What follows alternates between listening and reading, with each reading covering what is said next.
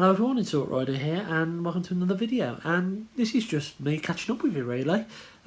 Since I spoke to you last on Monday after I went to Lego Discovery and picked up that amazing 89 Batman car that I still haven't built yet, I've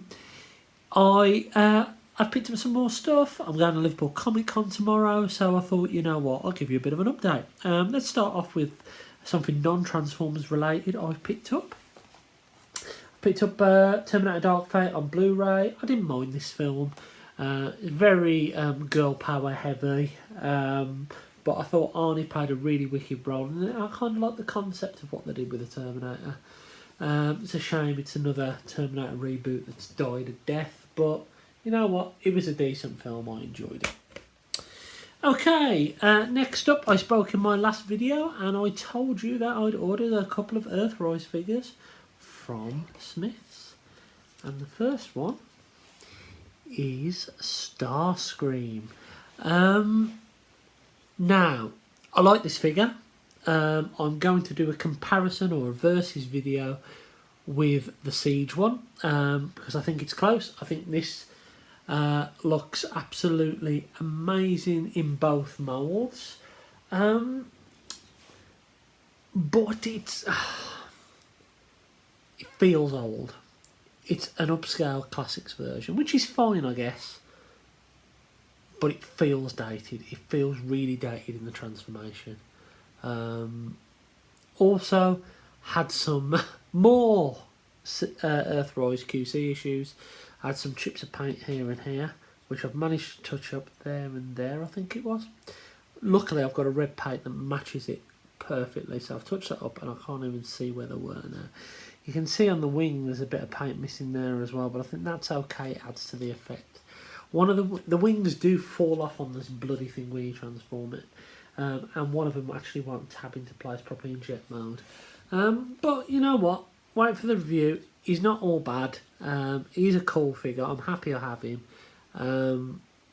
But yeah, so I picked up him. Next up is Wavemate Grapple.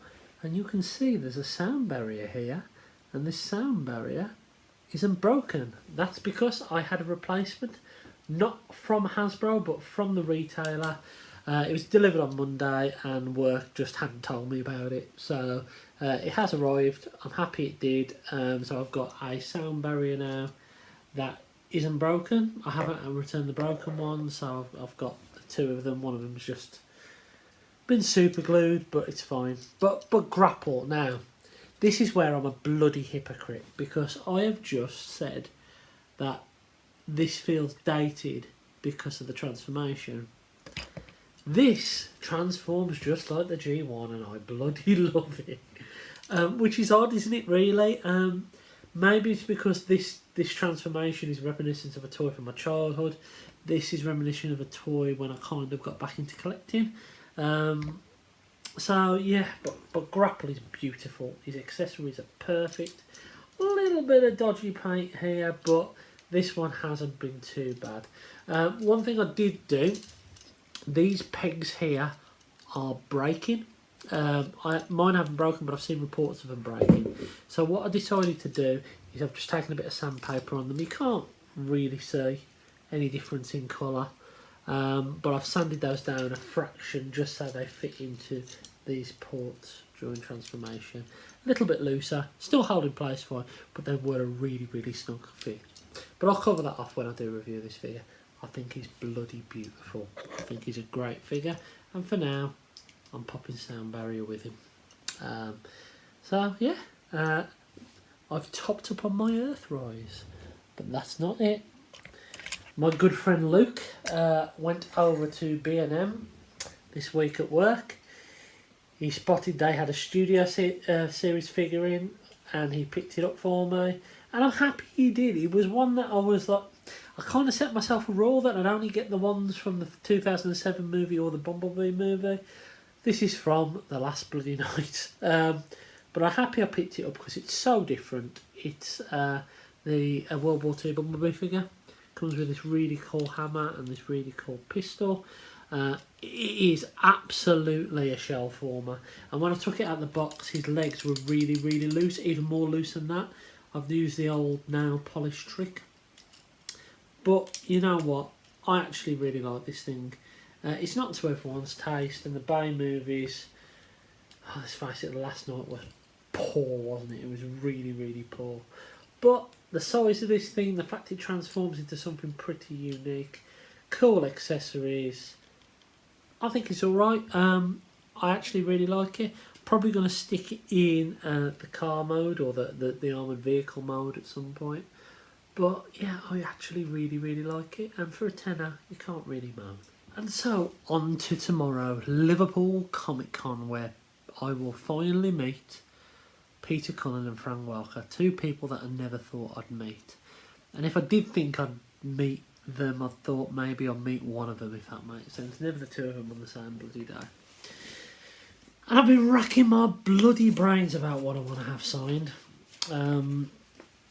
And the Comic-Con have been pretty crap about answering my questions. Because I don't know if it's just one item you're going to autograph or not. So I'm making the assumption it's one item. Now, originally I wanted them both to sign this, which is my VHS cover from my childhood Transformers the movie VHS by Video Gems. And I really wanted them to sign the front of this. However, because I'm going to display this item in the video case, I feel that there isn't going to be enough space on here for them to sign it there and put a message on there as well. And I do want a message on there. So I've made the decision that I will be getting Peter Cullen to sign this, because it's probably the most iconic moment in Optimus Prime. What makes this movie so different, really, was because Optimus died in it, and we know it was a marketing ploy now, but it was groundbreaking at the time just to kill off that hero character. So I think Peter Cullen, I'm thinking Till All Are One, signed on that. I think that will look beautiful. Then I'm going to get Megatron or Frank Welker to sign my Arrival from Cybertron VHS. So my thinking behind this is you've got Prime's iconic moment signed on the video. That's Prime's most iconic moment. And then I've got the first Transformers episode signed by Megatron. And I think that would look that's going to look really, really cool. I'm going to display these in the video cases. It would have been nice to have them both on one, but I think for how I'm going to display these, and the fact that I'm taking two items that have been discarded for the best part of 30 years in storage in my loft, and they would stay there, turning those into items that will be on display and be a centrepiece. And I think there's something really nice about going that upcycling approach. I was tempted to get my G1 Megatron signed, my 25th anniversary Optimus Prime, but I've opted against it because I think these are things that are from my past, and they really were, because I don't remember Transformers being on TV too much, and when it was cut into like 5-minute shorts on Wackaday. These were how I remember Peter Cullen and Frank Welker, Megatron and Optimus Prime. These VHSs, and I think there's something quite nice about, because I remember them from these VHSs, when I meet them I'm going to get them signed. And I've got so many VHSs. I was toying with the idea of having Frank Welker sign this one and get my Return of Optimus Prime signed by Optimus Prime, but I couldn't find that video, and I think this works a little bit better anyway. I'm going to ask Frank Welker to put Wait or Still Function on there, which is kind of poignant because it's a VHS video. Rudy Zazu thought of that, so I owe you one, Rudy. Thank you. Now, I know it is only probably going to be one item, but I'd kick myself if I didn't take a backup item to sign. So I'm taking with me my DVD cover as well, which is already signed by Greg Berger and Hal Rail. And it would be nice if I managed to get a signature on that as well, but I won't be paying another £100 to do that, because I think that's just a little bit silly. But it would be nice to have them all on one VHS cover, or DVD cover. So I am getting those signed. They're in my little Polly Pocket thingy that I went to B&M and got today. And yeah, I'm excited about meeting him. Obviously, all this coronavirus stuff has put a little bit of dampener on things, but at the end of the day, it's one of those things, isn't it? These things will happen, or something would happen. It could have been snowed in, and I might not have had a chance to meet them. So I am excited. I haven't got too much money, to be honest with you. I've got maybe £100, maybe. But that's for food and for the whole day and all that kind of stuff. What am I looking to pick up there? Well, I'm not really looking to pick up. So Earthwise, if there's a deluxe there, if there's a hoist, or if there is a Ironworks, I'll probably look at picking those up. Cliff Jumper, I'm tempted by. Wheeljack is probably my least excited. I'm least excited about. But if I see those there, I will probably pick those up. One of those will probably be a hoist or an Ironworks, or maybe both. The only other one that might turn my head a little bit is an Astro Train, because I saw that the other week, earlier in the week in Birmingham. It looks absolutely amazing. But really, my rule with going to these fairs is I want to try and pick up something that I'm not going to be able to pick up anywhere else.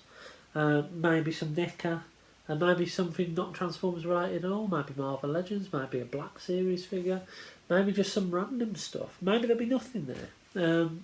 I genuinely don't know. But we're going there with James, Samweb1980 from Twitter.